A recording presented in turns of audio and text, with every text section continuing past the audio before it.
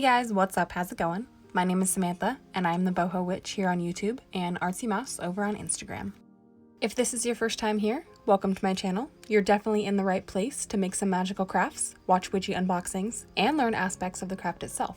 So sit back, relax, subscribe, and stay a while. Also, hit that bell so you never miss out on another video.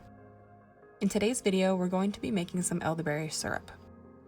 The herbs and recipe that I'm going to be using for this project all came from my December Apothecary at Home subscription box, all about herbal immunity. I'll go ahead and leave a link up top for that unboxing if you guys are curious and want to check that out. So for this project, I'm going to be using a jar, a scale, some elderberries, some dried ginger root, optional cinnamon, honey, and then the solvent alcohol, which I'm going to be using Crown Royal. The recipe calls for an 80 proof vodka, brandy, or Everclear.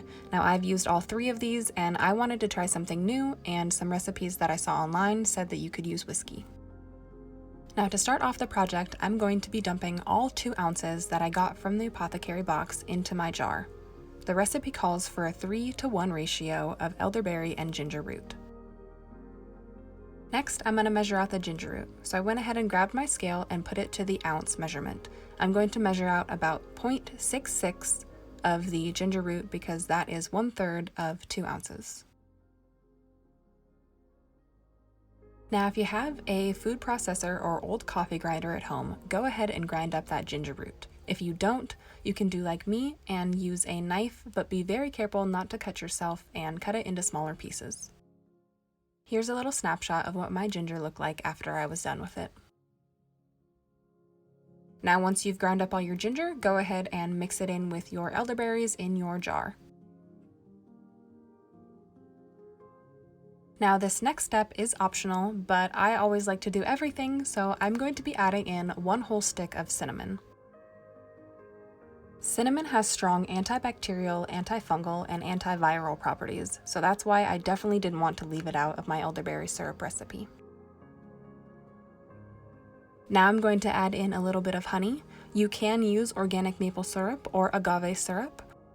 The recipe calls for about 1 to 2 tablespoons. I had a bigger concoction, so I used 2 tablespoons.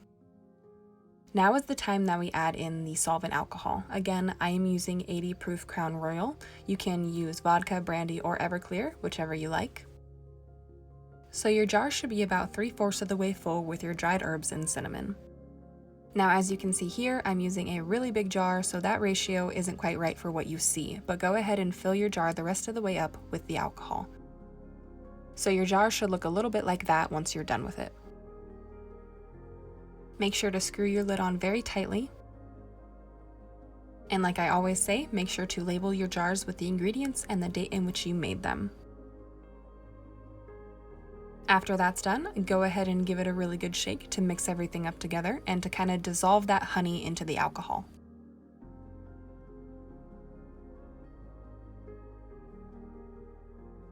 Again, make sure your lid is on tightly. Then we're going to go and store this in a dry place away from direct sunlight for about 4 to 6 weeks, making sure to shake it every single day.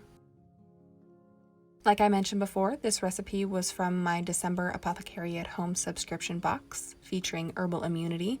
Now I've never made elderberry syrup before, so I'm really curious to see how this checks out. So if you guys want to see how it ended up, check back in about a month and I'll probably have posted the video already. I want to thank you guys for hanging out with me today. If you enjoyed your time with me and watching this video, go ahead and show me by giving this video a thumbs up. It really helps. Comment down below if you have any questions for me. And as always, be kind to each other, do what you will, but harm none.